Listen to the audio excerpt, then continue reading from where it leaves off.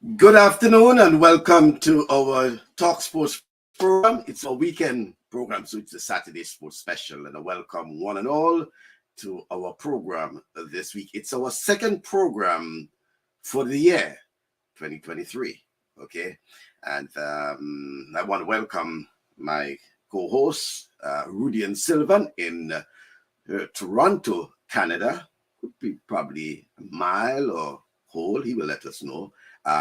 Weekend in Toronto, and our special guest Bruce Swan, who will be speaking to us from NASA in the Bahamas, or somewhere in the Bahamas. Let's say NASA is ground zero for the Bahamas.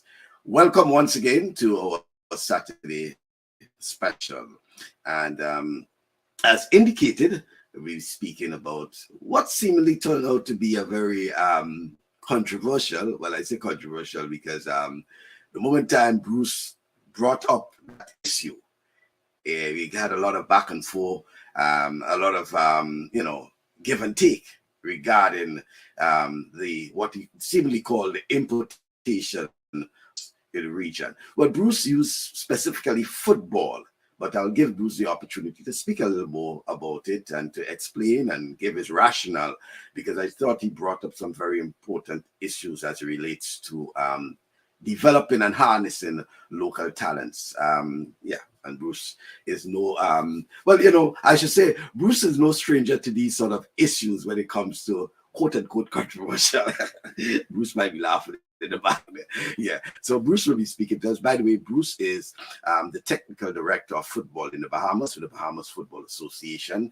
And most recently, Bruce was the competitions director with the Grenada Football Association. He has been involved in football and also track and field, I should say, because as a former national athlete, Bruce himself knows quite a bit about sports, talents, etc., etc.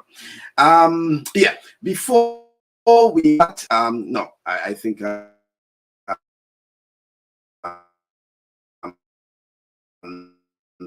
will our guest on the program, Rudian Sylvan. Rudian, as I indicated, is in Toronto, and also our special guest. Rudian, our co-host, and Bruce Swan, our special guest in NASA, the Bahamas, I am assuming. Good afternoon, gentlemen. Good afternoon. Right. Pleasure to see you, Bruce. It's good to see you again. Good to see you. Good to see you, man. Right. Well, I don't know when we're going to see in person. It must be over 20, 30 years. It has been a minute. It has been a minute. But it will happen soon. It will happen soon. I'm going to have to come to Bahamas before I go to Grenada, so. Okay. It's closer. It's closer. It is closer. Folks might be wondering, that's a St. Patrick connection there, right? Right off the bat, let me say good afternoon to you, Roger. I know, Roger, sometimes you say hello very late. Not that you're late, but you're on. Good afternoon to you. Also Thompson Kado is saying hi, Bruce. Good afternoon, gentlemen. Thompson. Right. Good afternoon. First of all, Bruce, before we get into the discussion in earnest, the past week we had the passing of brother Andrew Monroe, and I'm certain someone who has been involved in football in Grenada, you would have worked with brother for a while. Certainly, we knew that he was ailing for a while, but death is sometimes it comes as a shock, and there was hope that brother probably will bounce back. When you got the news, how you felt about it? It was a sad time, and I must say my sympathies to brother family out there and the St. Mark's community. I mean, they have lost a foundation member for a lot of the youths in the area who he would have brought up from preschool to secondary school football and to Hurricane team onto national team, both male and female. And I definitely felt it for the community, and I felt it for a while. It would have been about 2 years or so. He really started going down.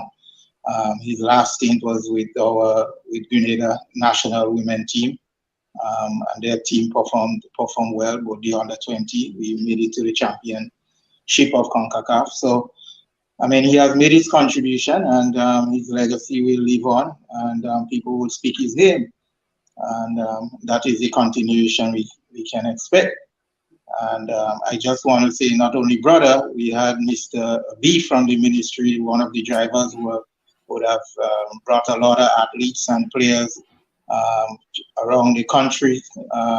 He has passed, and just want to say my sympathies to his family as well. Yeah, sorry. Yes, Mr. Bonaparte. Yeah. Sporting world in particular, well, in Grenada, I should say, Yeah. Grenada, yeah. Lost two stalwarts, as we'll describe, because there so many people would have interacted with Mr. Bonaparte for so many years, and we had brother, as you said, as a stalwart in the community of St. Mark.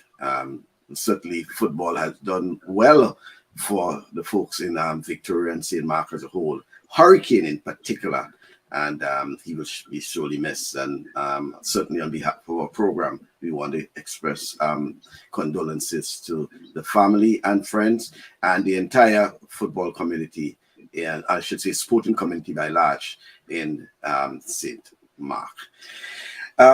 Welcome once again, Bruce, and as indicated, the issue has to do with the, as you call it, a Caribbean football culture shift. And you might have mentioned football because you're directly involved in football. I'm certain, somehow, in terms of the tentacles, the sports you're really talking about.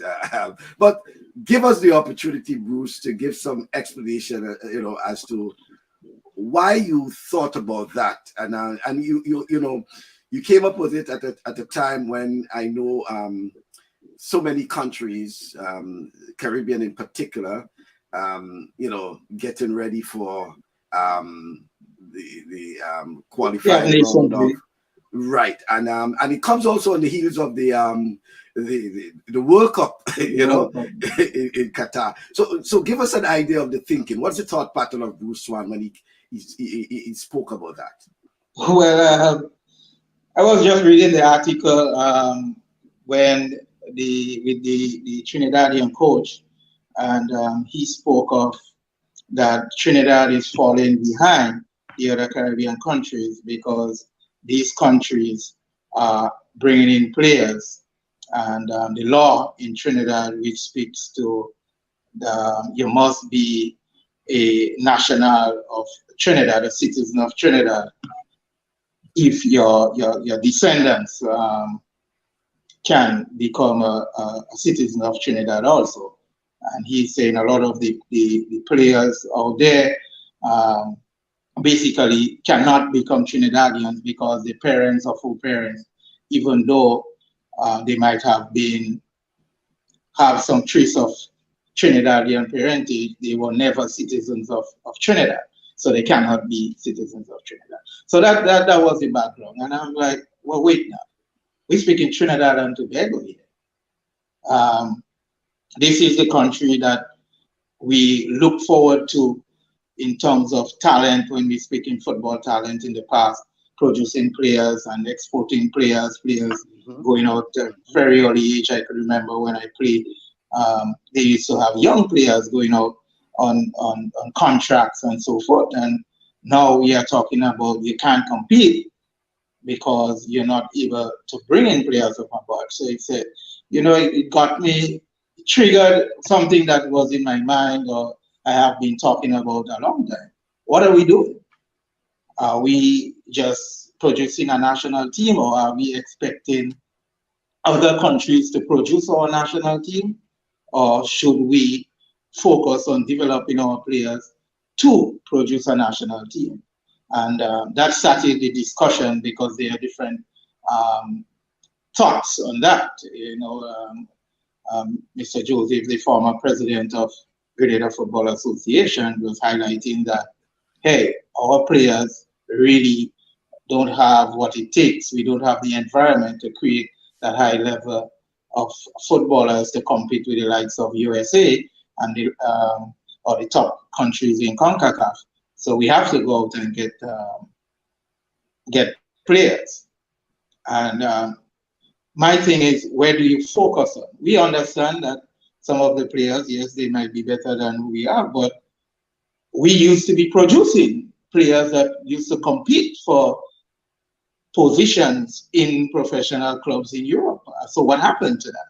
So it means that there needs to be a shift in focus so that we can go back now to developing our coaches to coach players to reach that kind of level and competence and feel that they can succeed with anybody around the world.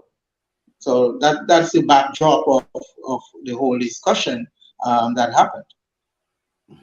And it has been an interesting discussion, you know, on that issue when you made mention of it. And I'm glad you mentioned the Mr. Joseph, in the former president actually of the Grenada Football Association. You're actually referring to when you mentioned you know, some of the comments he made, but there were a lot of, you know, folks who agreed with you. Let me just read, for example, just briefly, because Chenny put quite a bit. He says, Bruce Swan, I beg to fundamentally differ with your opinion. The basis of our national teams reaching the highest level means we must have the players most likely to take us there. Is our domestic tournament sufficiently good to improve our performance? And he goes on to give something, but that part, Bruce, I think you took it piece by piece by piece. So he dealt with the issue of the domestic tournament, whether the domestic tournament is sufficiently enough to produce the type of players that you speaking about that can compete at the highest level. Well, he went on. This is speaking about our leagues, of course, and we know leagues, yes. Not only in the football arena, but in other sporting arena in the Caribbean, we do not have the level of competition. But what other sports have done was produce the youths and send them out there, and they went out there and compete and develop further. So if you look at track and field, for example, across the region, we would have produced a number of youths. Yes, sorry about that. We would have produced a number of youths, and that went on to the US, to colleges or universities that enhance their talent. But the foundation of their talent was developed locally. In Grenada, yeah.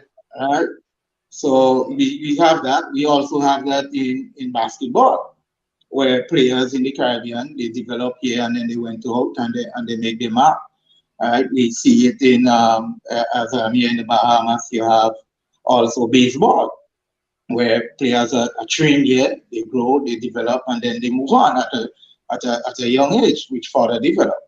But they are not going and say, oh, you know what, I'm gonna do a little here, and then I'm going to look at the US and see who is playing baseball over there that is descendants of Bahamian or whatever country. While you have that, I personally believe, as a local organization, that should not be your focus.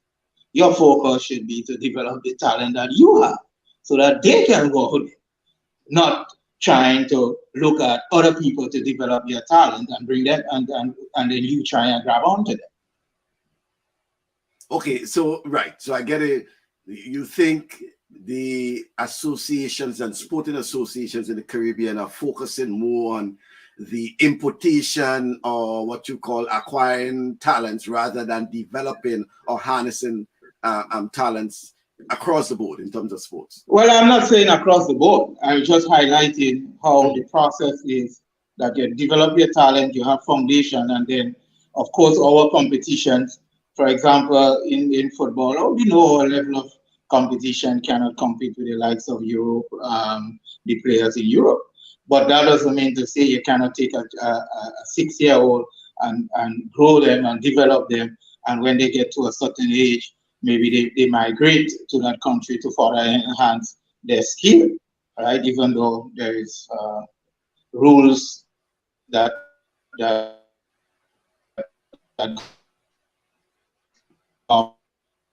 movement of Mhm.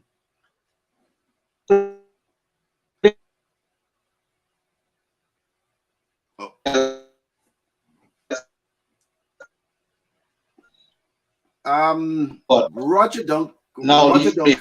players can Hold go on, and Brucer. Just a minute, Brucer.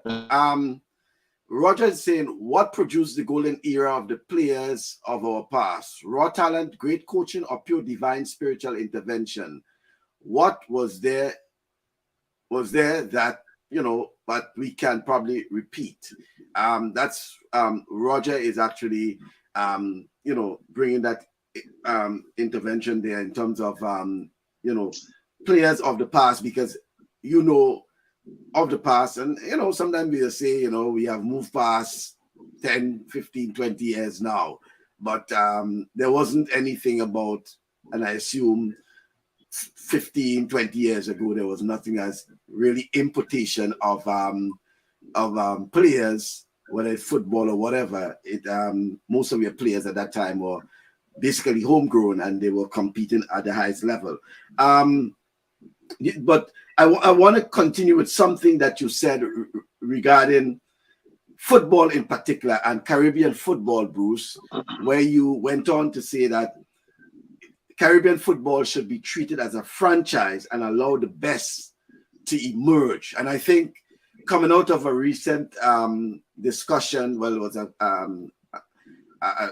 a paper they did on an evaluation, I should say, they did on West Indies cricket, and which included Brian Lara and others. And one of the things that they mentioned in that report was about basically emerging players, emerging talents from the region, ensuring that you have whether it's the competition or whatever it is, that can provide the opportunity for players to emerge. We are seeing that so many of our young players, young cricketers, for example, are playing in leagues all over the world. And in the Caribbean, probably it's just the CPL. How many of them can probably play in the CPL? But they can go to India, Australia, Sri Lanka, all over and play in different leagues. And I think it's similar to what you're saying here.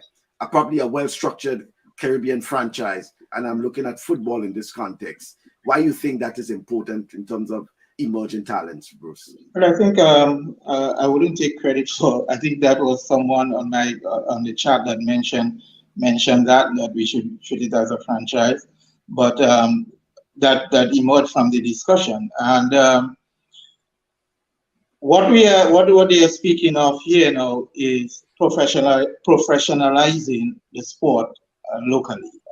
So if you see the organization as a professional organization, then it allows for things to grow, players to gain earnings from participating in the sport, coaches, administrators. Well, you have also the medical field and all of that comes ties within that, and which grows the sport and treat it as a business. And this of course would enhance the performance of the players, and you can raise monies and travel and have a league within the Caribbean that is more of a professional nature, and the youths have a place to go, or players can look forward to playing in those leagues and be spotted and then move on. Because the few matches, national teams play a year, doesn't give people the scope of a player. They might see a player perform for a national team maybe 4 or 5 games a year, but if you have that league or that franchise and they are playing over a longer period, then it gives people more opportunity to see the talent and see the talent emerge. So I think it's from that line that we must recognize that, yes, the professionalism of the sport must, right, give some direction into where we want to go. And Mr. Joseph was saying that hey, government is not pumping monies into the sports like that for these things to take place, and we do not have the finances.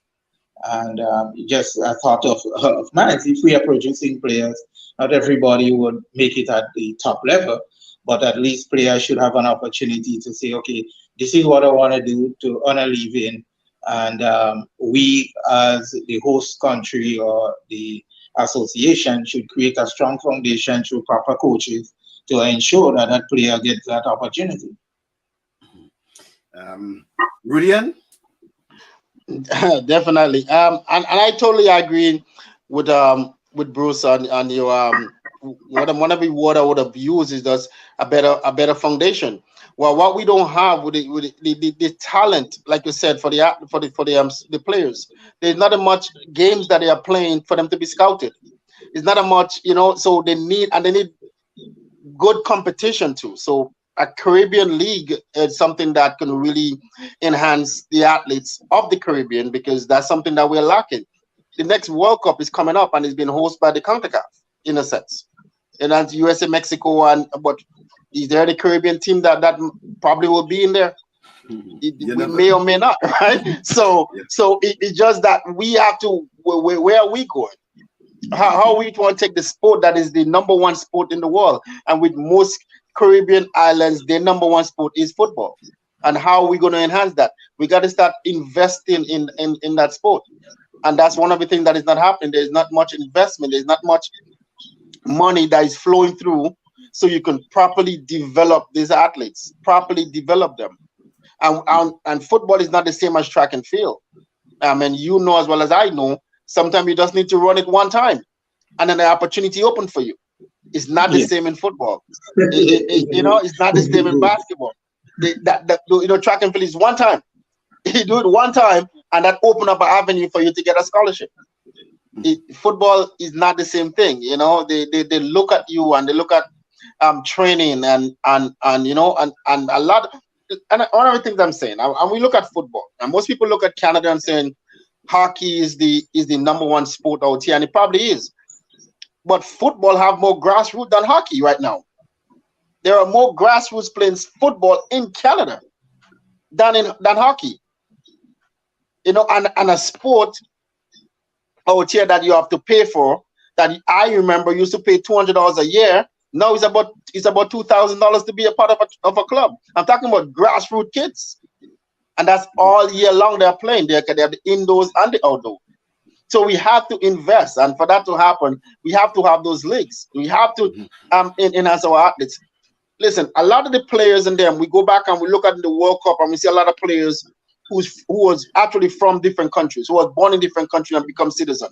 But from that country is when they start playing football. Is when they develop and they get the opportunity to move on. How many Caribbean athletes is out there that's playing in leagues?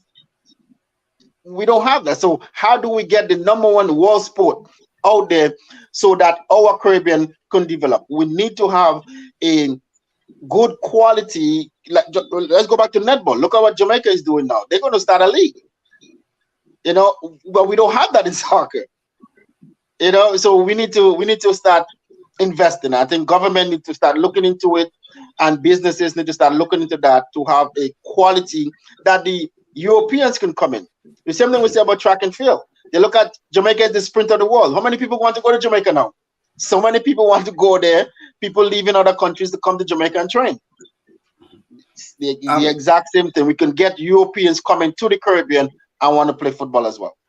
All right. Before Bruce speak about Clev, Deputy is saying, I'm looking forward to the upcoming friendly between Grenada and the USA scheduled for March 24th. However, I cannot say I'm optimistic for a win or a draw unless we are aided by a 12-man from Dabo or Rady, known as Rain. A decade or two ago, my enthusiasm would have been different. This game ahead, in my opinion, would be second invasion after 83. Well, Clem, it's not. I know you're having fun about a friendly. It's not so much a friendly; it's a real game, man. It's not. It's a real game. But in honest, I mean, and we spoke about that I think last week, where the USA, for example, I know is into training now. I think it's in Los Angeles. They go into camp, and things like that. So Bruce, you mentioned about the whole issue about the investment, but how do you think, or what do you think could be done with in terms of Caribbean football? What is the real issue regarding Caribbean football that they cannot really compete? And I'm saying cannot in the context of when last we have seen a Caribbean nation playing at the highest level in terms of World Cup football. We know of Trinidad, we know of Jamaica, we know of probably Haiti many years ago, and Cuba to an extent. But by and large, the English-speaking Caribbean will get to that level of competitive football. We every 4 years we into the football cycle, we into the World Cup cycle, we into supporting a favorite team. When do you think we'll have that opportunity to support a favorite Caribbean team? That's why West Indies play cricket worldwide and not Trinidad and Grenada. Well, yeah. It all boils down to population and numbers. Right, yeah. But especially in the context where the World Cup basically will be at home. CONCACAF is hosting the World Cup. And I think we're going to have, remember the pool expands, so I think we're going to have at least one of our countries in there. But the thing is, we want the countries to compete, and I'm not even looking at the next World Cup. What is going to happen from 2 World Cups from now? After that, or are we still going to be looking for some past or descendants from parents, grandparents in the Europe to be on our national team, or in the US to be on our national team? Or can we say we have developed these 10 athletes or these 10 players or 12 players, and they are playing at that level in Europe? What is our success story? What is really our success story? Is it, make the World Cup? Let's look at Trinidad and Jamaica. After World Cup, they are struggling. Because, to maintain those national teams in our economy, we must accept that it costs way more than we can afford. So then we have to rethink how we do business. Right? The Brazils and the Argentina and the England and so forth, their players could afford to come and play for their countries for free. Unlike ours, when these players come to play for our country, they are demanding stuff that they don't even maybe get at their club level. They want this amount of money to play. They want this treatment. They want that. And they drain the resources from our small islands that could have been put into creating players that can compete at the level of them. So when they drain the resources, what are you putting your development resources into? You don't have nothing to build on. Right? We have seen Jamaica had some experience with that recently, where the players then start to call for the resignation of the GS. But at some point in time, you have to start accounting for the money, where the money is. What are we doing with it? Are we just going to pump the little that we have into our national senior team with no idea of how money is coming in? So to answer your question, population, we just don't have the population as a single unit to drive a World Cup team. So we're going to get one once in a while. We had the exceptions, Jamaica, Trinidad. All right. But if we want to do that consistently, then we have to do like Iceland and them and start really focusing on coaching education. And we have to really ensure that the leader that we have is developed at the highest level. And we cannot just be wasting resources. But Bruce, an important element of this, yes, the resources, and resources for football, available these days. Let's just put it like that. But an important element has to do with the clubs, Bruce, because the association can be speaking at one level. We can be talking a lot about grassroots, etc., etc. But if we don't have the commitment and the commitment particularly from the clubs, because we expecting the affiliates to be part of the process. Yes, the GFA can go to wherever and bring a lot of kids and and harness talents, whatever it is like that, draw a lot of talents and things like that. So, but you don't have a structure where the kids can come in, they can develop at a young age, they can get involved in the whole issue of competitions, etc., etc. Then we may just be spinning top in mud. So, do you agree that it's important at that level, at the club level in particular, that the structure? When I say the development and focus on the development of the players, it falls back to the clubs. It always falls back to the clubs. The clubs produce the players. The players ultimately belong to the club. Right? And we know that transfer fees and so forth can change the life of a club in a country, in a small country like ours. For example, we know that in terms of development, right? You sell a player, an amateur. You have developed an amateur player. A club buys that player. You get compensation, even though it's a small percentage, 5%. But 5% from 100 million pounds makes 5 million pounds, which is a significant difference to a club in a country. So, I mean, the avenues are there, like you say, the resources, the opportunities are there, but we must take advantage of it, right? We must take advantage of it. We can't just sit and just say, oh, yes, the clubs are there and the association are there.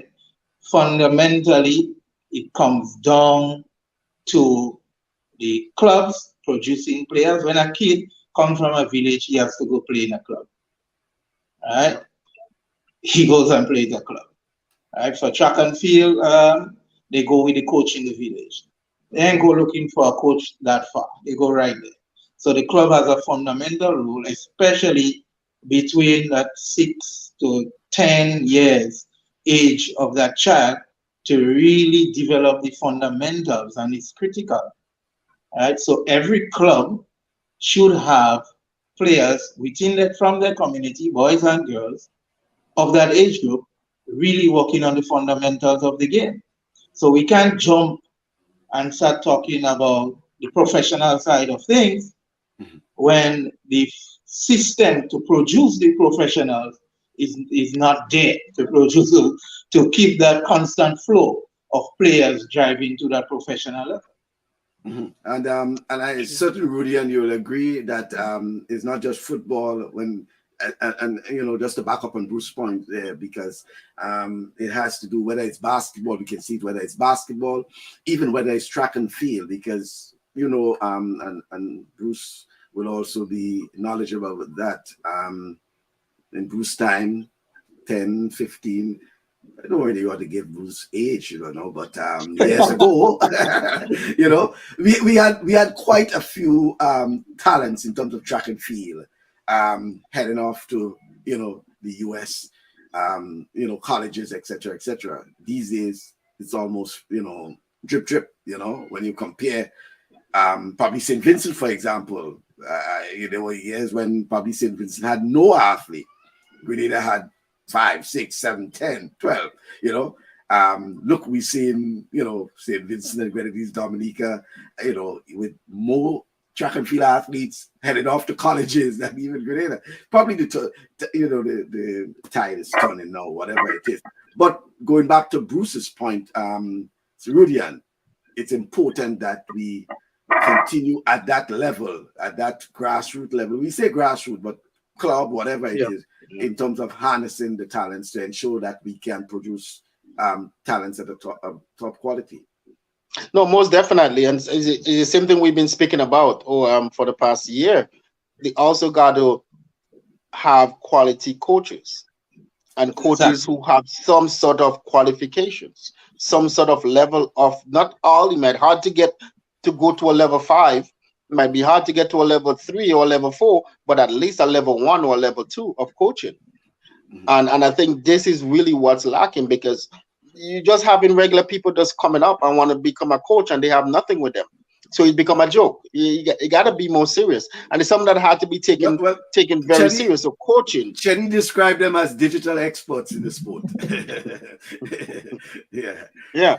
So that's what's really lacking, and that's what happening. What you talk about St. Vincent? What did St. Vincent did?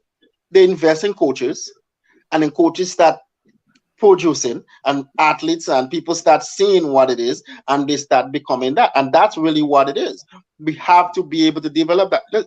I have my coaching levels in track and field, and my levels and a lot of people don't come to me because of my levels.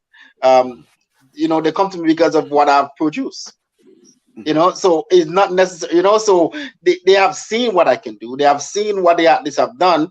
And I have, most of the time when people come to me, they improve. Maybe not as much as they want to, but there's some sort of improvement, because I teach the fundamental of the sport itself, right? So if you don't have that, and if some people don't get the fundamental of the sport, a lot of guys now, we talk about it too. They watch television and then they want to go and be messy. That's what the youths are doing. They see they do a bicycle and they watch it on TV, and they're in the park trying to do a bicycle. So we have to invest in that. And also, and for that to happen, they have to invest in the fields. Yes, we have a lot of fields. I mean, we have a lot of lights now in Grenada, but is the fields quality fields? It's not only just, you also got to have the tools. It's not just, the tools also have to be there. So it's a lot of things that has to come together. There's a lot of things that have to put in place, but we have to start with, you have a qualified coaching, and they have to be qualified. And I think when we start with that, then we can get places, because the youths are there. They want to be developed. They want to. I mean, Bruce know that we had Mr. Glenn, we have Mr. Jeff. That's what we grew up on. We had those coaches because they were there for us, and we have seen what they have done. So, and then I play for Eagles, Junior. You play for Eagles and other teams. So there's people there who have been there as coaches who develop us to get to the level where we are. Is those people there now? Do we have those coaches now? Do we have those there now? We're seeing players who have left the sport. A handful of myself and Bruce, who is still in the sport, who is doing something. A lot of people have left the sport. And where are they today? Are they coaching? People who's at our age, are they coaching now? Are they in the sport, or are they just hanging around? Is there opportunity for them? Do they want to be a part of it? So all of that stuff too, because the skills that we have, I'm still using skills that I've learned growing up, being in Magdalene College and my younger days. I still use those training today because it works. Except you don't Same have thing with the the soccer team, right? So it works. okay, except you probably don't have the hills and things like that. So as you add it, We have one or two hills. We have one or two hills. Let me get some comments there. Roger is saying, let's look at the foundation years. Kids between 7 and 12 years of age are not playing sufficient football. Let's start with the basic. There are not even friendly football between kids island-wide. Example, this Saturday in Grenville, all clubs around the island should have their youth teams in competition since 9 a.m. until late evening. Next week, we move to a different parish. If we cannot do the basic, we will not develop the mental capacity and tenacity for the bigger plans. And we know that, probably Bruce maybe have something like that. So in the Bahamas, but when you go to some of the metropolitan, cities, that is what you actually see with the kids. Like New York, for example. I'm certain you can go somewhere in Queens or whatever in the Bronx, and you're seeing those kids out there. It's a whole day affair for them, and for the parents too. They love that opportunity for the kids to be out, so they come out there and they support them. They out there with them, and in some instance, if it's too cold, you go to an indoor facility. Let me get some more comments.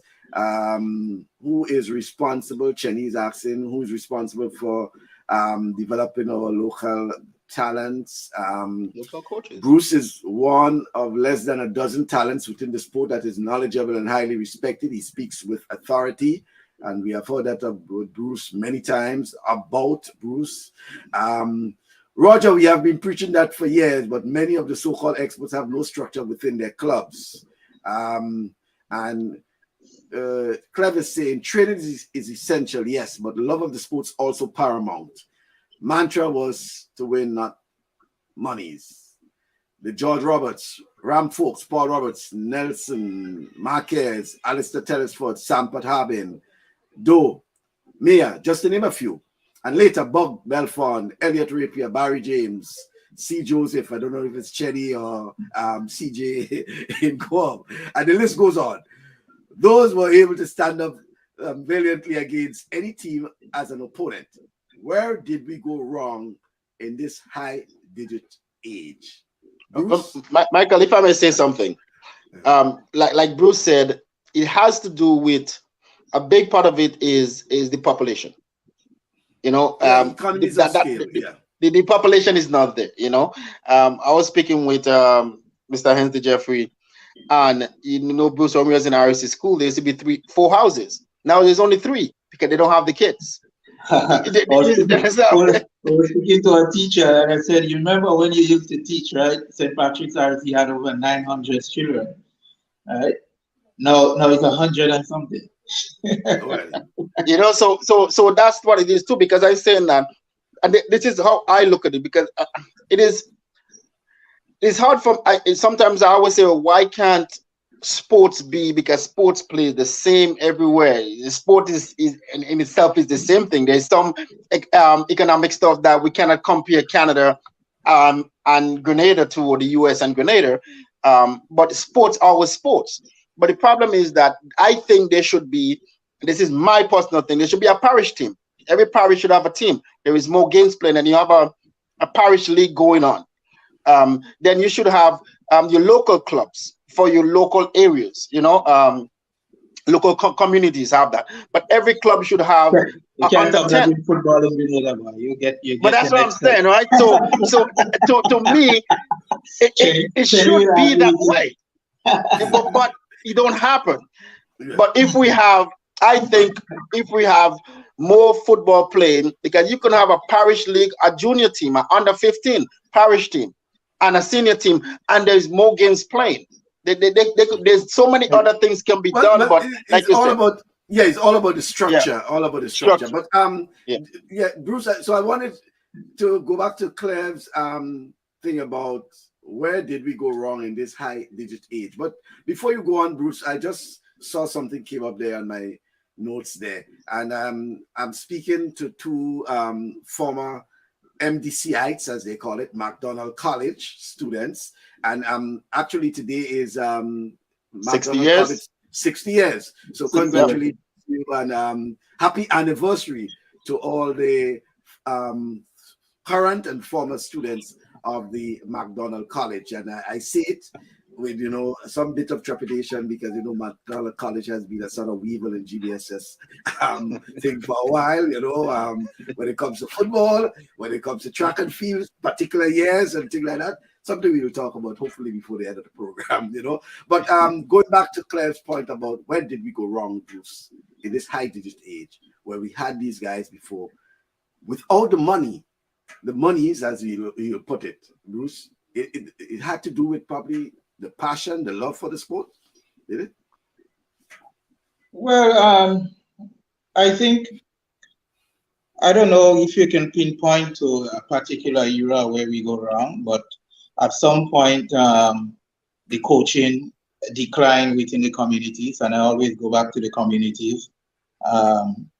So when I was the assistant coordinator for Sports Home, and Miss Pierre, the Honorable Pierre, former minister, we were trying to revamp stuff, and we were working on the project. When we looked at it, the leadership in communities have been lost. So the communities were the ones that drive the development of the sport. So playing as a youth, there was somebody in the community that organized youth football. They didn't have to wait on GFA. They didn't have to wait on any the association to organize their stuff. We had in St. Patrick's, that's my parish, for those listening outside of Grenada. We had basketball organized by locals. We had netball, we had volleyball, we had cricket, we had too much football, right? Now, there is no cricket, there is no netball, there is no basketball, and all we left with is a little football. So that we had track and field. Not Stars used to do a track and field in 4. And by the way, once 4 get up and running, Twilight Relays will be coming back. We just need that field. I think, well, I know that a lot of athletes are reluctant to participate in that. But just to stay on track is that we lose that leadership in the community that would put on those events for the youths to participate in. So they had more games playing within their communities, and then they go on to the parish teams. And Rudian mentioned the parish team because the parish team was a critical part, because you used to fight to make your parish team. You want to make your parish team. Right. And we started with that with the Pure Grenada Cup in football in Grenada. And there were a lot of plans. We had the U14 we started with, and we had to have U16 and U12 at the parish level. And I don't know what is happening now, but I know those things were on the table. We had COVID, which sort of slowed down things for a while, but these were the structures that was in place. The good thing about it, I think I know I left that competition overview at the GFA. So hopefully they look at it. Maybe they may tweak something or work on something, but it's there. But Rudian, you were right in terms of the parish teams. Because of the population, we definitely, for the level of any sport to grow, sometimes you have to merge. And the more you play with better talent, the better you become. So it's no strange thing. You look at a guy playing in his village, you think he's good, and then you put him to compete against top players, and you realize, oh, he need a little more. So, and by playing with those top players, now he grow a little more. So definitely the parish competitions would create an impact. But to answer your question, it's definitely where it went wrong. We sort of lose those leadership within our community, so you don't have that competitiveness among the villages in our parishes as we did in the past. Mm-hmm. Chenny said back in the days, they had 22 clubs and players wanted to be part of those clubs. Today, everyone is forming a club either to make the team or eat a food. Economy of scale. And Clev is saying, by the way, Rudian and well, Bruce also, my contribution of athletic spikes this year is to your alma mater, MacDonald College. Made this promise last year to the school, but maybe my last in this drive. Happy 60th anniversary. On behalf of MacDonald College, we want to say thank you, Clev. And Chenny says, you are absolutely correct, Bruce. Squally yields great quality, and in Grenada's case, our parishes is our best bet. Bruce, and just before you go, Michael, yeah, we talk about football, but we talk about in almost every sport, especially the team sport, like the basketball and the netball, which is really what we have. I know in the past we used to do volleyball, maybe some beach volleyball and cricket. I know cricket still goes on, but we used to do something as beach volleyball. Those team sport on a parish level will bring so much glory to back into sport in Grenada. And sometimes all you need is the way of organizing and just a trophy that, like a bragging trophy. It's the same trophy every year. You put your name on it, and then you pass it on for the next year. And that, if you have that's going to really sparking back sport in Grenada, because man, Sunday afternoons, that's what we had. You know, everybody looking forward to go and play football. We going back to Bruce. We used to play local on the Magan College ground. No, you can't even go and walk on that ground no more. It's terrible. It's not like, I mean, it's our school, but I feel so bad that the field is so broken up now, due to where we come from, and those things should have been continue on. You know, it just, like I said, something falls short somewhere. The community, we never had the leadership. We never had that piece, someone who could hang on to that and move on to it, or see the future ahead. Nobody see that vision that if we continue this, we could be better, you know. And the same thing now. We go to track and field, and we go back to the same thing where it's a struggle. It's a struggle for us, and so we need to get that back. All right, Bruce. Your current disposition is that you in the Bahamas. You do technical director, and I mean you have been wearing so many hats before that, because apart from being assistant coordinator of sports in Grenada, he was also a budget officer with the Ministry of Finance. You were competitions director with the GFA. Senior manager. Yeah, senior manager. You know, and I know your background has to do with mathematics and statistics and you know, these sort of things. I mean, Bruce, you know, we go way back. I mean, this year should be what, 20 years since Bruce probably finished or whatever. Just about, years. Wichita State University. So I assume you have a lot of memories of that. We'll probably talk about it before we wrap up the program. But let's look a little about what you have been doing in the Bahamas, Bruce, as you know, technical director. Not just the resources, but the talents. I know there have been quite a lot. The Bahamas have been placing quite a lot in developing talents and things like that. So I noticed that most recently you were involved in, I think it was beach football with the Bahamas team. Yeah, beach soccer with the Bahamas team. Let's talk about, since your arrival in the Bahamas, what you have been actually doing with football in the Bahamas.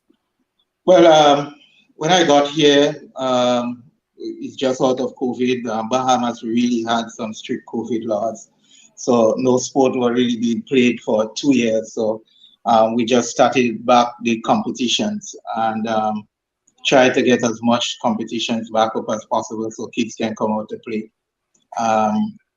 So that's the first year. This year the focus is on coaching development. So we actually have a C license, CONCACAF C license course. The 2nd of February, we start that second C license. We already started one last year, and it's going to be completing at the end of January. So this year basically is going to be focused on coaching development. We're going to be doing our coaching manual for our local E and D license, which sets the prerequisite to join the CONCACAF coaching convention for the C license. So that's our main focus. I don't want to spread myself too thin and say, oh, we're gonna do a million things. Let's get one done and do it right. Like when I took the job, I told them, you know, that's a 10-year focus. If you want instant success, maybe I'm not the right person, but it's gonna be slow, gradual, because that is growth in the sport, and to set those foundation. Some other work we're going to be doing too is with female. We're going to be going into schools and so forth and really promote the girls' football so that we get more girls into the sport.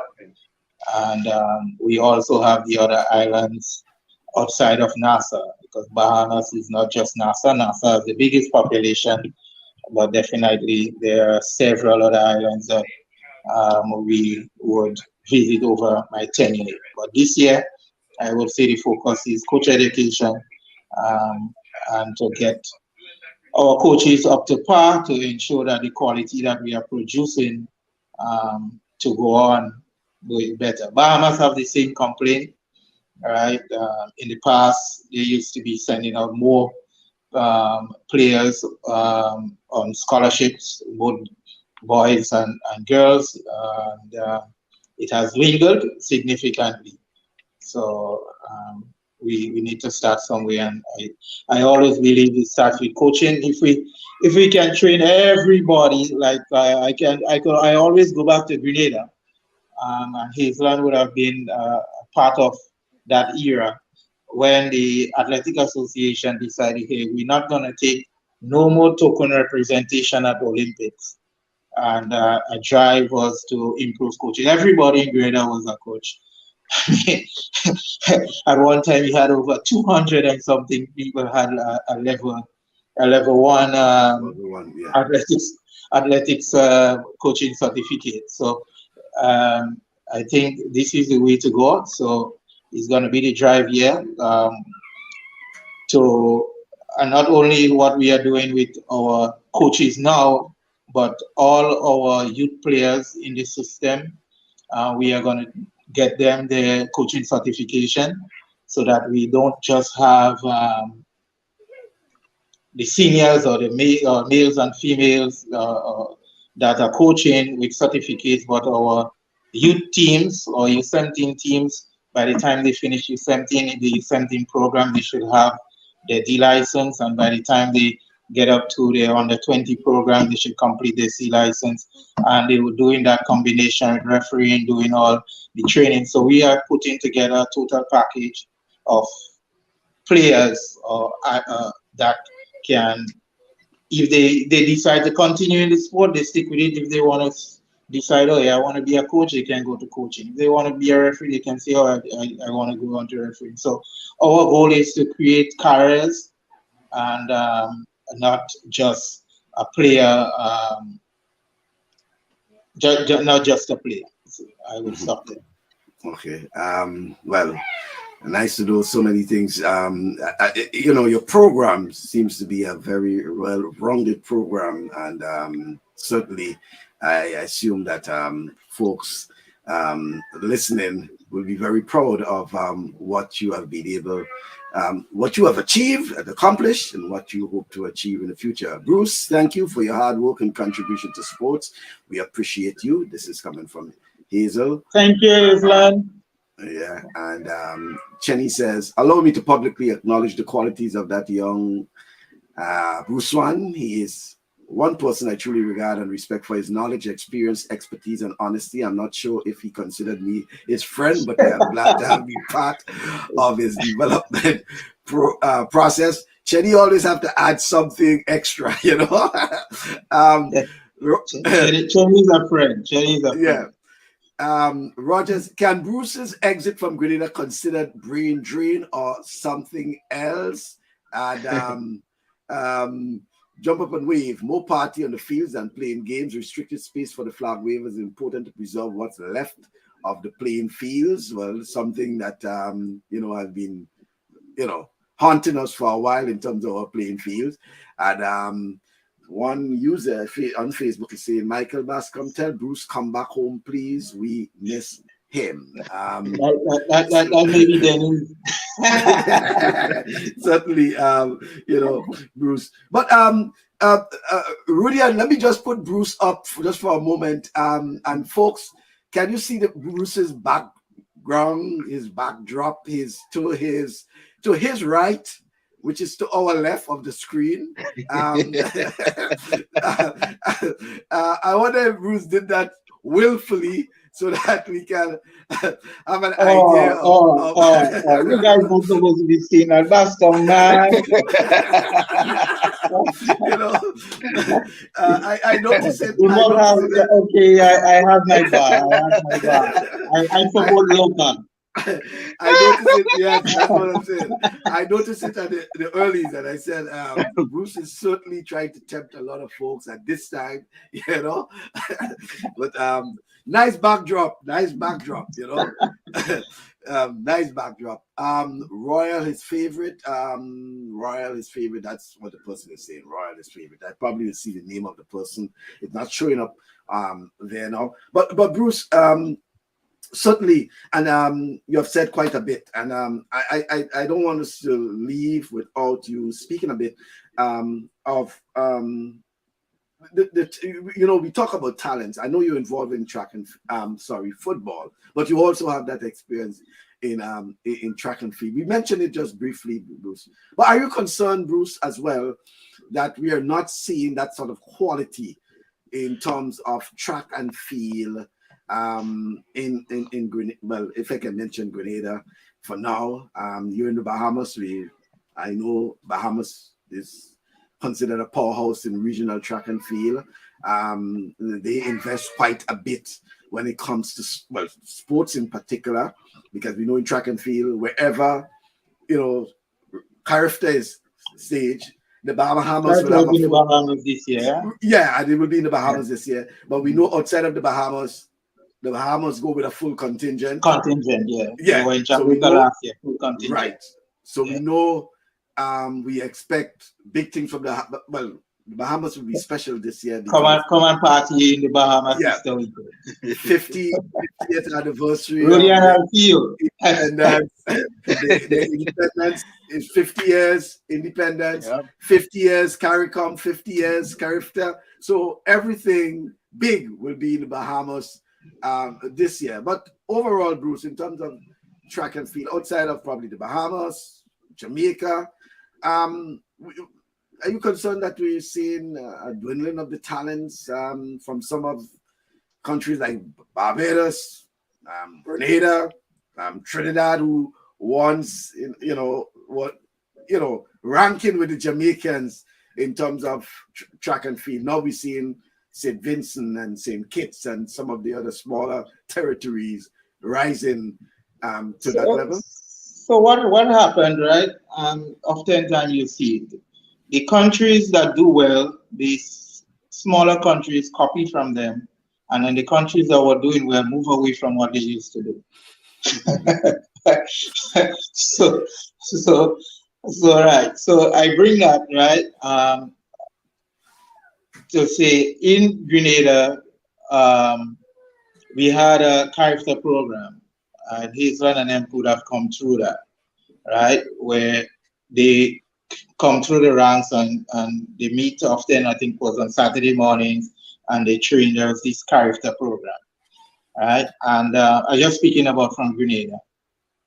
Then Grenada dropped that character program, and they went to the Right on Track program, and that was a program adopted from Trinidad. From the inception, I call it Right of Track, because the program was intended to create interest for people or for youths in sport in Grenada. And I say, every child in Grenada, from the time they are around 2, they know on your mark, set, go. So there is no need to create interest, because every preschool have sports, primary schools have sports, and everybody, there is a mandatory participation, so you have exposure. But at critical age, where the athletes need to develop, where they need to start specializing, right? We have kind of shifted from that and went into that program. So I think within the Caribbean, I don't know much about what's going on in the other countries. Trinidad have since fallen off, only in track and field. We see football and all the other sports, they've just been dropping. So there must be some kind of culture shift that is happening. And in Grenada, I know that we still have a drive for track and field in the schools. But what happens after that? What happens to the athlete after they leave school? Or again, the community program, going and playing in the park. You don't see much people going and playing in the park. Parents are not going out in the park, so the kids are not going out in the park.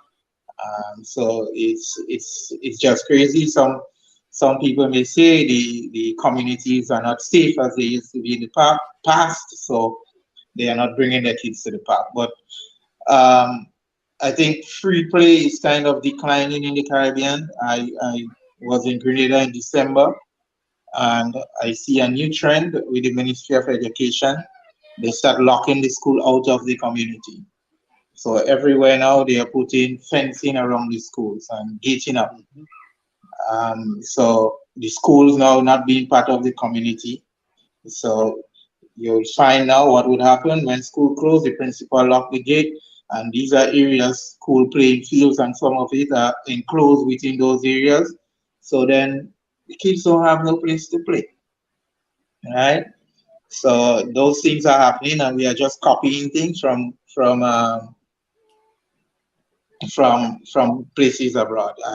And I ask myself the question: is it that the schools are highly attacked by people from outside, or what is the issue that we start surrounding all our schools and so forth? So that's one thing. So maybe the communities, people are not trusting to send the kids out and play. There is not enough free play. People hold on to their kids and think they can grow them up themselves. So there are too much structured play. Um, we can name it. I mean, in the Bahamas, that's a struggle that we are having here. That every play is structured. There is no kid picking up a ball and could go to the park and say, okay, we're going and play, and they know he's gonna have 10 kids out there that they could play with. So that is a struggle. So there is not enough free play. So everything is structured, and the people that doing the structured play, they don't have as much time as possible. So whereas we used to play for the entire week, you find our child only playing twice or three times a week. So that can be something that we can look at, and we see it in the population that the children are being obese at a very early age. So these can be contributing factors, I would say, as to why we're not seeing as much athletes as we saw in the past. Because in the past everybody was out, that was the only thing you know. It's now different. They can play a game on their phone, they can do other stuff, engage in other stuff. um, so that's just a little insight, but more work has to be done on why we are not getting athletes as we used to. Mhm. Just going back to some of the comments that I saw there, and you were wondering. Actually, a comment you made earlier, and that was it. That's what the national sports policy is aiming to achieve. Is your good friend, Mr. Colin Peters, who actually was commenting there, and if the person who were actually begging for you to return was your good friend as well, Nisha Peters. Nisha is giving trouble. Nisha Peters. You know? So your good friends are on begging for you to come on. But there was one person, his actual name is Shane Ellis. Shane C. Ellis asking you, can you ask Bruce what was the deciding factor in leaving his post here, which refers to Grenada, to take up his role with the Bahamas FA, please? He doesn't need to answer if he doesn't want to. Bruce? Well, the opportunity came. I learned of the opportunity, and it's slightly different to what I did in Grenada, and I thought I could have made a significant contribution to that. But it also lends itself to inspiring other sporting people in Grenada that we do have the skill and the knowledge and talent to seek work elsewhere. I remember when I told Marlon about the job, and Marlon said, might be the first technical person to leave Grenada and work outside of Grenada. And it's kind of a prestige, because we have Grenadians in the US that went to school and eventually became coach and so forth. But to remain in Grenada and leave from there to go somewhere else, that was rare. And I don't think I might have been the first one that had the opportunity. Maybe I might be the first one to take the opportunity. So that was a deciding factor. Um, Chenny, that was the president at that time when I spoke to him about it, I had his full support. So it was a comfortable move, and I didn't feel I had to leave the GFA with any animosity. Well, I want to thank you. I want to congratulate you as well, because it's something we have been speaking about, Rudian, for quite a while, in terms of, we always have folks coming into Grenada, But here we have one who is actually leaving Grenada. We hope at some point in time that we'll have coaches, for example. And we have been speaking about the certification of our coaches, etc., that they can reach to the point where they can be in a position to be like Bruce, where they can accept offers, whether it's in the Caribbean, whether it's probably, you never know, it could be somewhere in Europe, but you never know when you can have that opportunity. But on a side note, Roger is saying, put a sports bar in every pavilion. The parents will come out with the kids. It's a joke. Maybe I'm up to something here. Roger, we're laughing, but this could be serious, And on a serious note, Hazel is saying, I'm concerned with the lack of female interest in track. Anything I can do to spark interest in our young girls, I will. Bruce, a lack of interest in track and field in particular among young women? I wouldn't. There is always a dropout in every sport, especially from puberty. So managing that has been a problem. And then I will speak about it. I mean, it's just, yes, between that age when they should be getting structured instruction, more focused instruction, that is not there. And females, their mothers tend to hold on to them. They have to protect them. We understand, even as fathers. So they are not, and it has been there from ever since. They are not allowed to go out and play, or the boy walk out the house, he go and tie out the animal and never come back till 6 in the evening. That's not happening with a girl. So you have that shift. So what Hazeland in terms of track and field can do is go and start a campaign. I know in Hazeland time, remember, you had more girls. You had St. David's just coming up, right? You had McDonald College with Sarana and those girls, and then consistently training. You had Max Swin and them with the group in Grenville, and then so you had you had a lot of females. But we have always seen a decline, and what we have seen too is the schools, right? We haven't adjusted, and that's another thing. We haven't adjusted to the change of what has been happening with our students leaving school. When I went to school, I was like the youngest person in my class. There were just a few of us. I repeat Form 4 and finished at age 16. Now, that is almost the norm.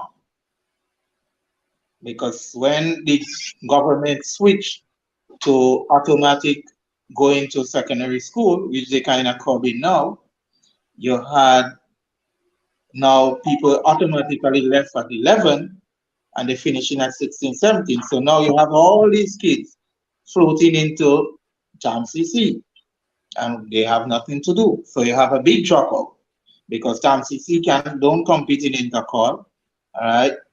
So what are these kids to do? So the few that love track and field will remain, but the few that had a liking, I don't really have the push to go out and train. So you have that large dropout at that age.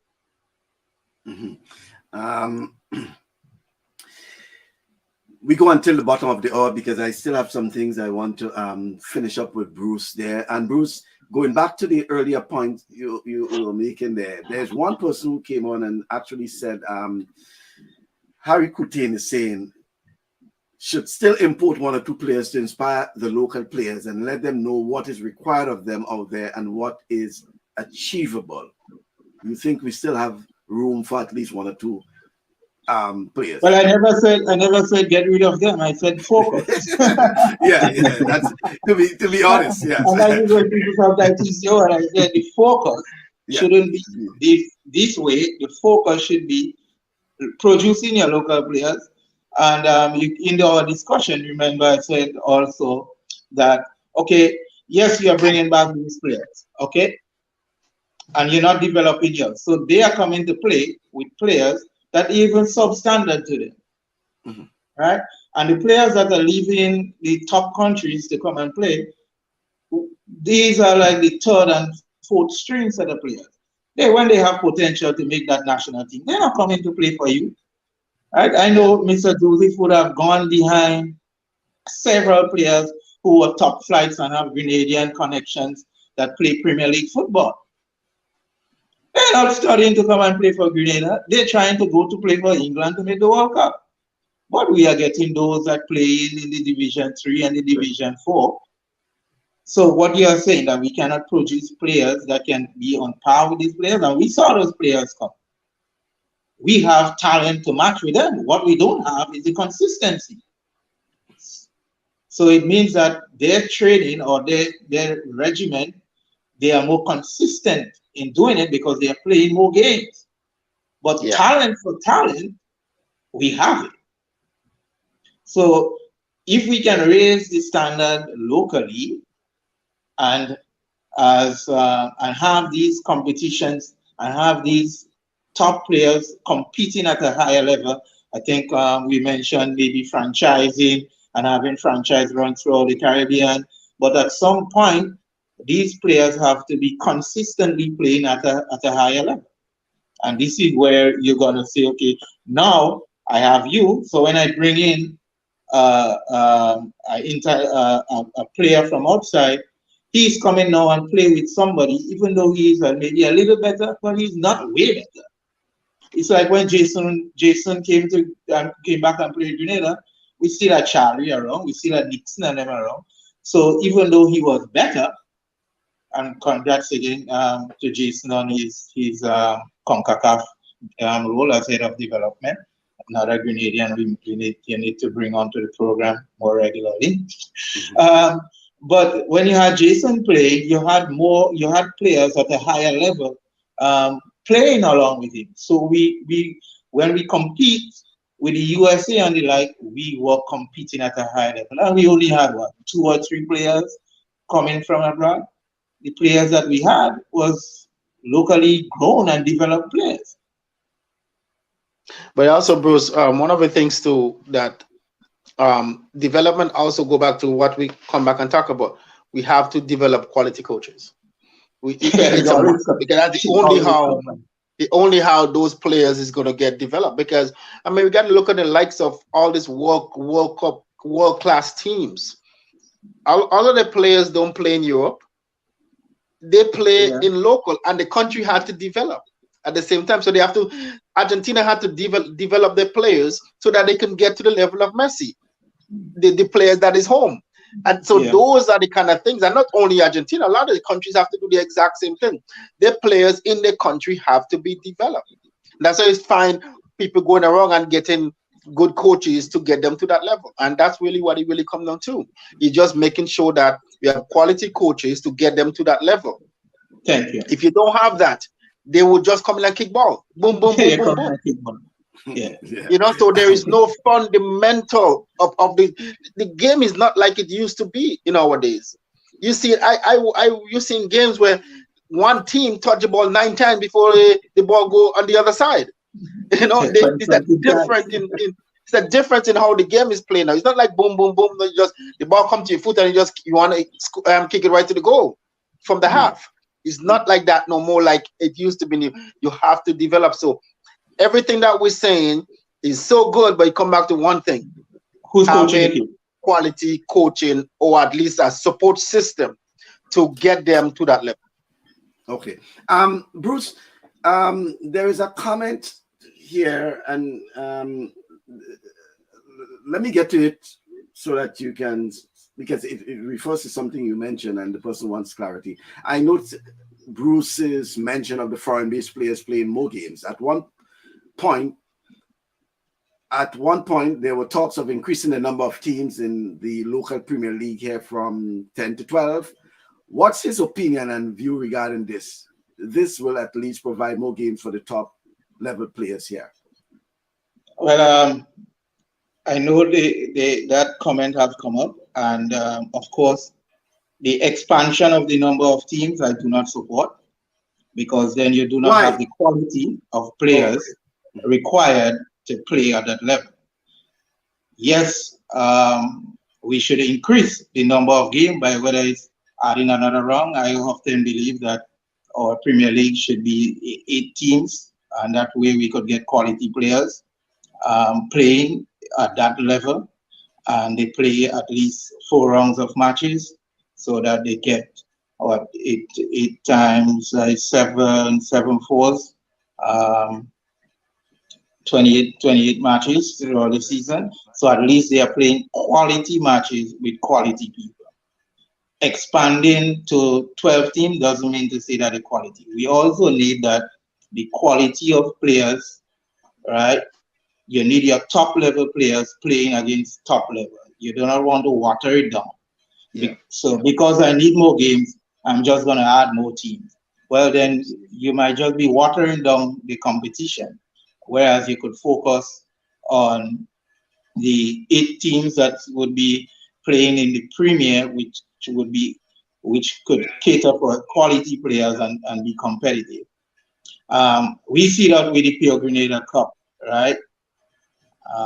I remember the first year we bring it out, and I was trying to tell the referees that's a different level of competition. And they still think, oh, it's the same Premier League players. Yeah, but it's the same Premier League players concentrated over 6 teams, basically. Right? So now you have them spread over 10 teams, and now you have only the quality spread over 6 teams. By the time the first game, by the time halftime, one of the referee came in the locker room and he said, "Damn, man, I wasn't ready for this." All right? One referee was slowing the game down so that he could keep up with the game. All right? So when you have quality players playing at a concentrated level, the game is going to go up. So I do not support the expansion. I do support that that they should be playing more football, but not necessarily an expansion. Okay. Right. Football is now a science and repetitive structure and habits, and Bruce is correct. Football does not need more teams. A few years ago, we increased the number of teams, and the bottom 4 were defaulted each match in the second round. and it doesn't always well. There's one point that Chenny made that I want to segue into our final comment, okay? And I'll put Chenny's point there as he says, we don't need to change the subject, but I believe our school students should be continued until 20. It has been something we have spoken about before on various issues regarding sports at schools, secondary schools versus the TMR community college, etc., etc. And the argument that TMR college should be part of the intercall structure because we do not have that many tertiary institutions in Grenada, etc., etc. And we have so many of our 16, 17, 18-year-olds at the TMR Community College, blah, blah, blah. Bruce. Some comments from you on that, Bruce. I don't think when Chenny speaks about that, I don't think it's only related to football. I know. No. That's what I'm saying. The business community as well have been complaining about the quality of workers that they are receiving on the sites, on the job sites or the establishment. So it just goes to say that the kids or the children are not getting a foundation to transition to work.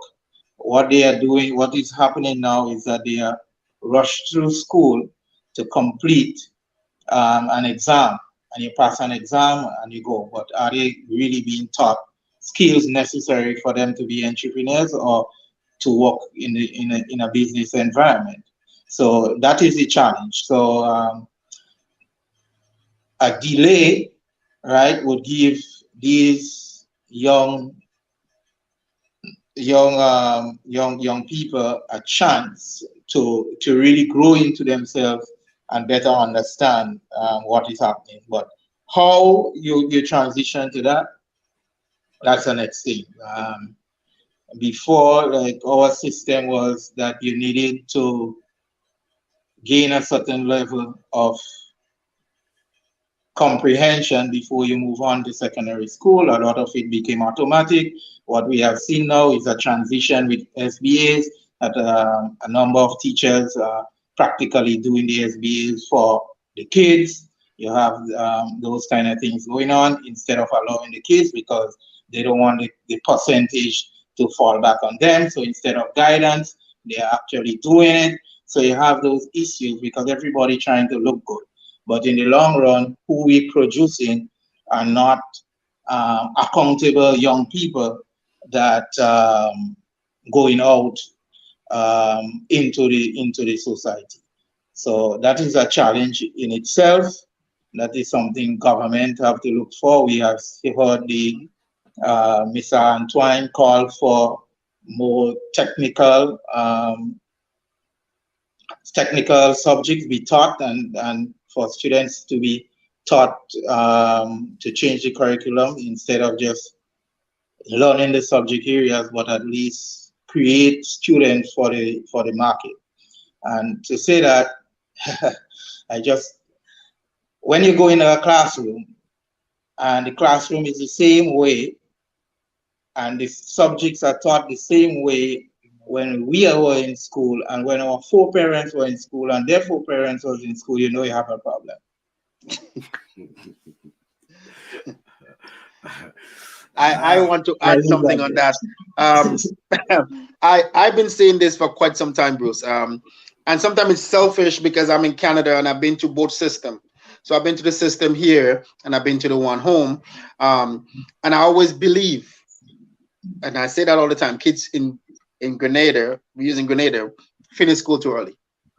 And when I look at here, they are the same age group, the same high school, the same concept, right, of school. I personally know of a young man finished school, high school, didn't go to college, didn't go to university, got in with a company and making $100,000 a year out of high school. Yeah. In computers. Another bit of maturity. And you understand? And that is in computers because they learn this stuff in school. They learn all this stuff through high school. You know, so I always believe that. I have a two-part system or two different systems that they can use in Grenada, but I mean it's a challenge. I believe that elementary schools go to high school too soon. I believe that they start high school too soon. In Canada and a part of the US, when a kid finishes high school, he can vote. We have kids finishing TA Marisha school in Grenada and they can't vote. College. They don't have that responsibility. When a kid finishes high school, he should be able to go away to university where they can live on their own. He can opt to go to university or opt to go into the work market. Yeah, and that cannot happen. So I think that'll change not only the aspect of sports, it will be a benefit in sport because Jamaica have a system where kids do finish school late in high school. Because they have a 5B or a 6B or something like that. They have. Not all schools have it, but Jamaica have a system like that where most of the kids finish school at the age of 19 years old. Well, so years before some of the schools, like I know for the GBSS, they had what they call at the time they were doing the A levels, for example. Mm-hmm. So you have those who would, not so much repeat, it may sound as if they repeated, but they can stay the extra year or two and do the A levels. And that was all before you had what was what is now TAMCC was Grenada National College and, whatever name they had before and things like that. So, but they had the A levels classes and things like that. So, but we are seeing, and we discussed it before, where we noticed that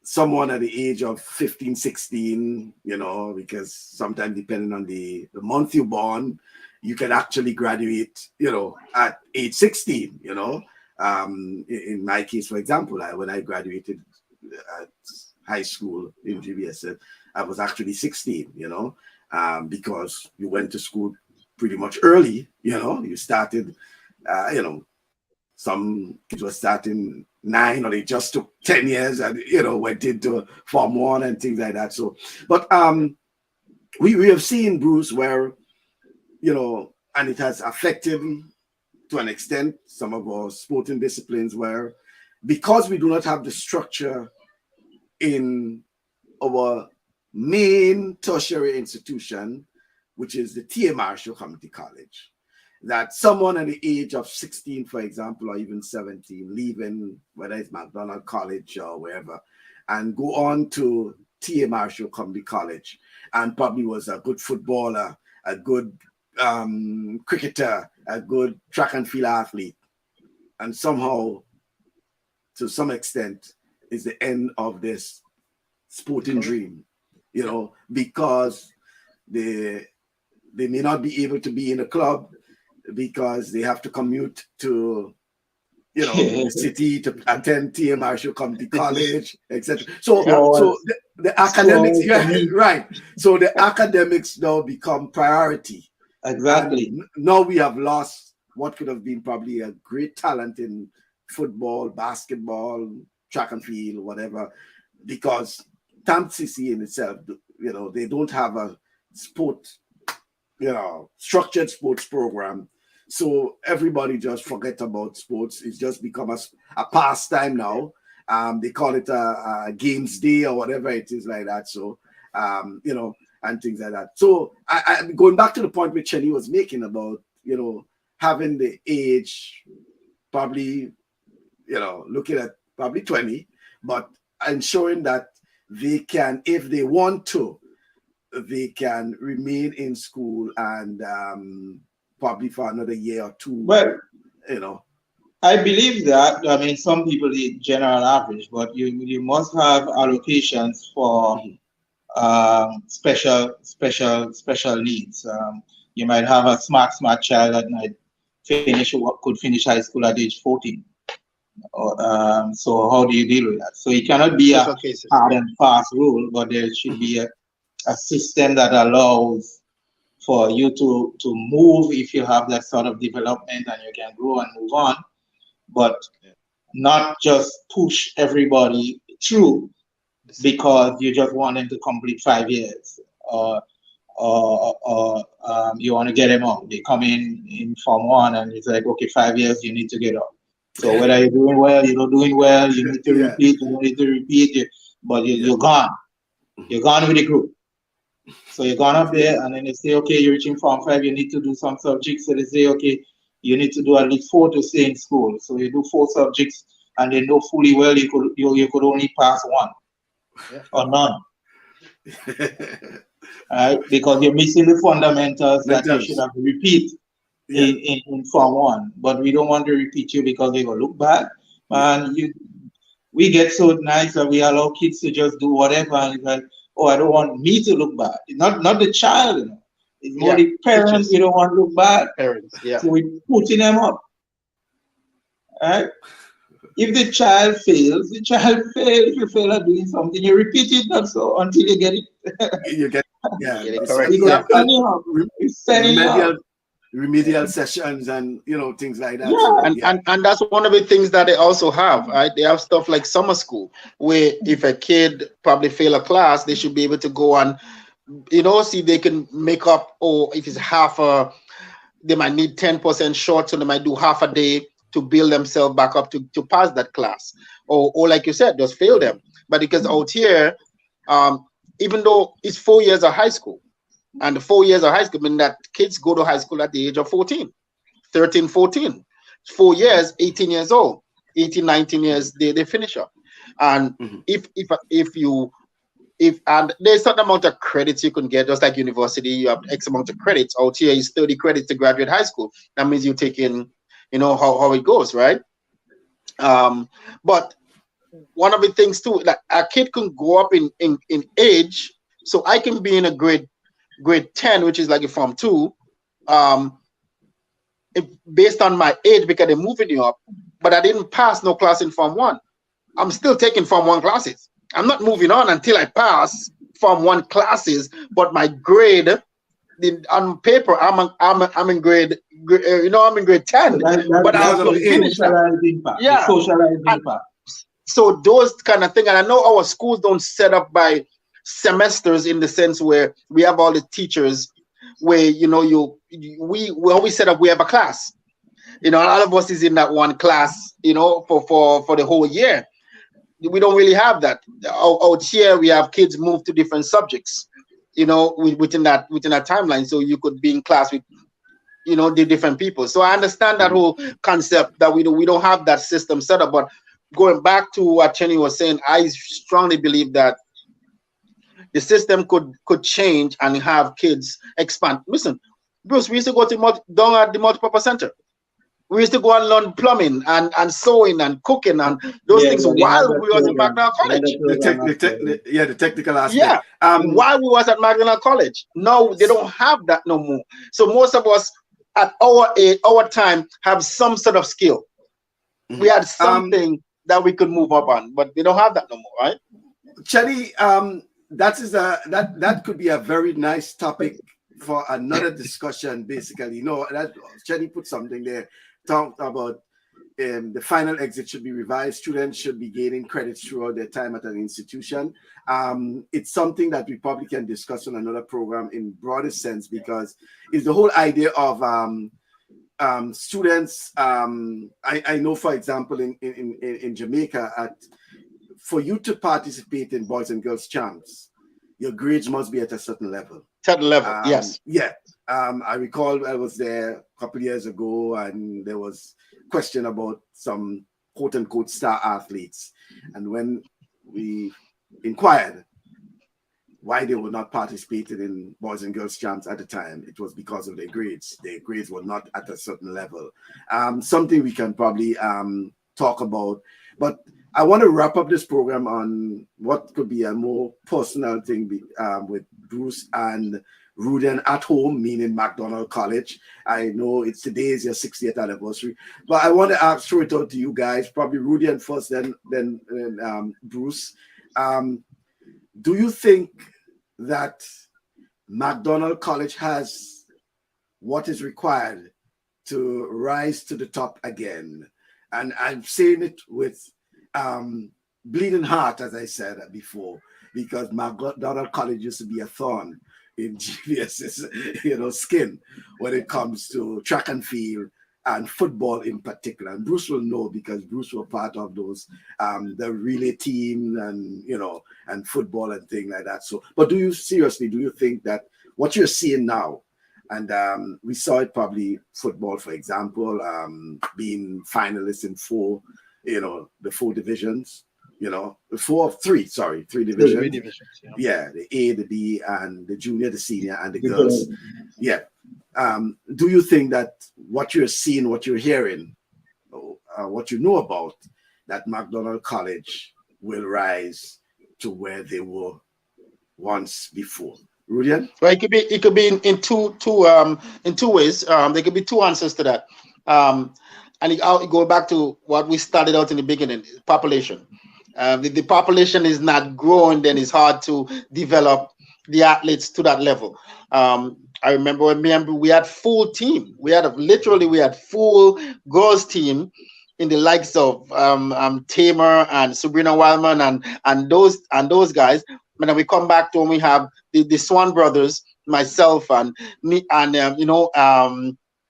Max and Naaman, and we had a solid team. We have a 4x4 team that was unbeatable in Grenada at one time. Like, nobody could have beat that 4x4 team. That's how powerful we was. You look at today, I would say football, yes.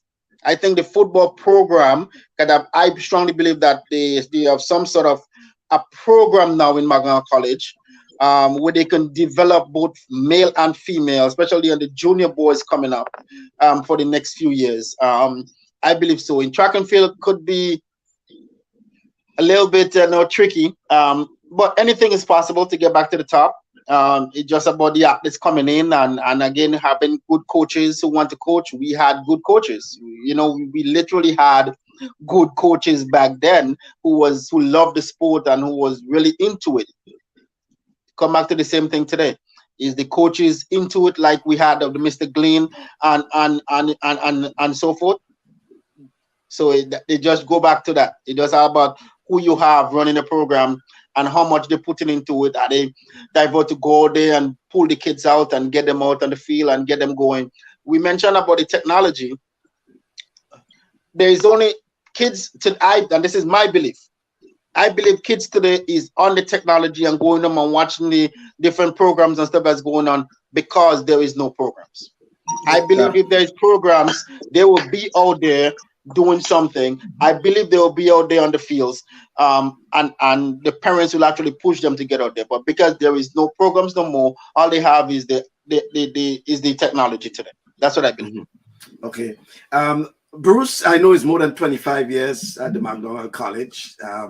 What's your take? Well, there are students there, right? I believe there are students. They are, you know. Yeah. All right. So once there are students there, they as we say, it's coaching. Do you have coaches dedicated to work with the programs, or the quality of coaches to work with the programs? That when the kids finish school, they know, okay, we have track and field, and we go down to track and field every evening. So once you have that dedication, then it's easy. I think too many times, like when I returned, everybody was talking about, oh, we need to go forward, but you need to go forward and train. We didn't go to forward and train till January. Right? We train in the McDonald College yard. What are you doing? Sprinting? I don't need more than 60 meters. And then McDonald College have the best hill right in the school. You don't even have to run on it. So I did my downhills, I did my uphills, I did it right. So everything was done in the schoolyard. So it can happen. It can happen, and I know it will. I would know the principal. He's from Plains, so definitely he's going to make it happen. You just have to put it. I mean, they have children. It's often people say, oh, well, this one, that one. Yeah, people a little bit more talented than the other, but we all from the same race, same families. When you check, so it's there. It's activating those fibers and activating those muscles and getting it consistently over time. So it's not a problem. It's why Convent in St. George's, one of the biggest girls' schools, is not competing in every sport every time and winning. It's just dedication. They dedicate more time to academics and they don't dedicate time to sports. But if Convent, they have talented athletes coming to their school and then in 2 or 3 years they disappear. Well, the school not focused on track and field. They're not focused on football. They're not focused on cricket. They're not focused on netball. But the talent is there. So if you work with the talent and you have the coaches to work with the talent, we can be back up. McDonald College will be back up. Not can be. McDonald College will be back up. Okay. Well, and just Michael, just before you go, and Bruce probably can agree with me on that. And one of the things that's really lacking for school sports, school track and field in Grenada, is events. You don't have the meets. You need more meets. Like you need to have more meets. And I'm hoping schools, some of the schools organizers listening to us, is that if you have 5 schools put on a meet, this is 5 meets that the kids are going to. Well, Bruce had the was it the Western? Yes. Is it the Western, Bruce? They had Western games, which was we have Western games. Colin and I, we started Eastern games. It wasn't supported much. We started the Southern games, and that again was all we were hoping. But through that, the sports councils, the private sports councils, would have been the one driving those things. Mm-hmm. And the sports policy is top of the agenda again. So for the parish sports, we look forward to them having the parish youth teams in the different sports, and the parish sports, those track and field meet, and ensuring those things happen. Because more meets, more competition. Competition drives development. You get better coaches, better administrators, better medical, better in everything. So, but especially for the northern parish where you have the two, well, mainly the two secondary schools, McDonald College and Mount Rose, SDA comprehensive. You think that there could be something for those? Yeah, folks? they could do a dual meet. Yeah, and I always say that they could have a it could be on track and field, or it could be on football. They have this clash. It could always be that those two parishes have a sport that they go into, dual stuff, right? So they can do that. You understand? But that's what I think that's what really lacking is that competition, and coaches. You don't have the competition. You just go into one or two meets, and then we hoping that, like you said, scholarships and those things to happen. And it's really hard. It's hard to get a scholarship competing on grass. You have to compete on a track that. But remember, Bruce got his scholarship when we didn't have a track, yeah. So, but he did have to run it on a track, but he did have to run it on a track. I understand. It comes with the talent too, and and a coach seeing talent and seeing someone that they can coach and improve and nurture and things like that. So, I want to thank you very much, Bruce. It has been a pleasure. Nice discussion, nice comments. You can go back and look at some of the comments. Not all I posted, but quite a bit of comments there. Very enlightening, and I'm certain your topic, Caribbean football culture shift. Let's put it like that. Could be something that could continue, and somehow we'll hear more from more folks. And again, it's not just football. While you mentioned football, I'm certain, Bruce, when we look at other sporting disciplines, basically that fits in there as well. The need to enhance more of our local nurturing.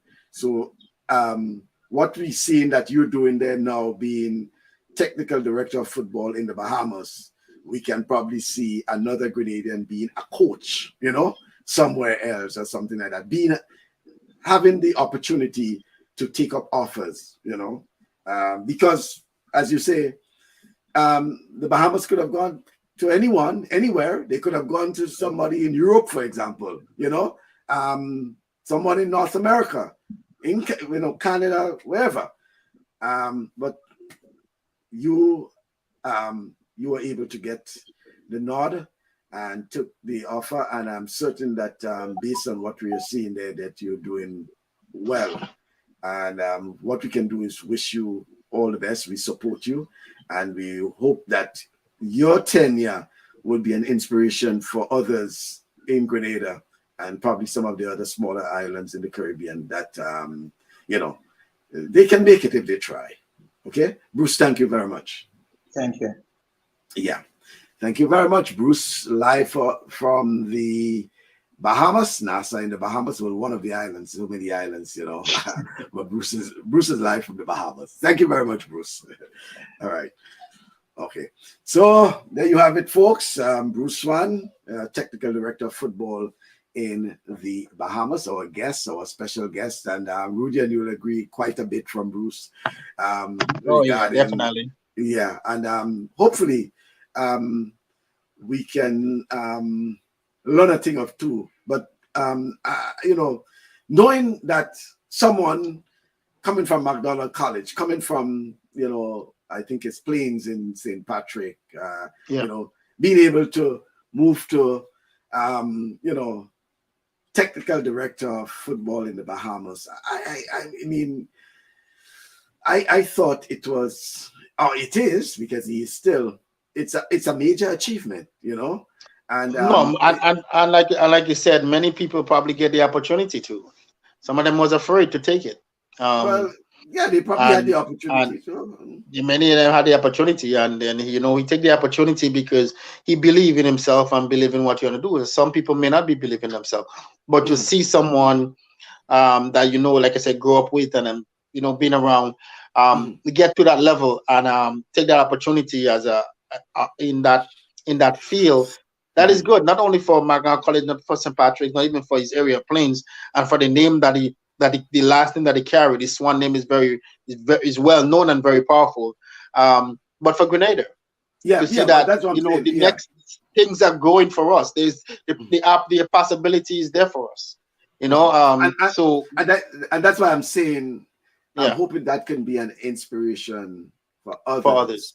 To know that basically Bruce is a homegrown talent, except for his few years at Wichita State University. Okay. Yeah. Other than that, Bruce has been and continues to be homegrown talent. Yeah. And I'm certain that this can be an inspiration for others in Grenada to know that, hey, we can really make it. And we probably have others. Bruce is just one that we have been able to identify.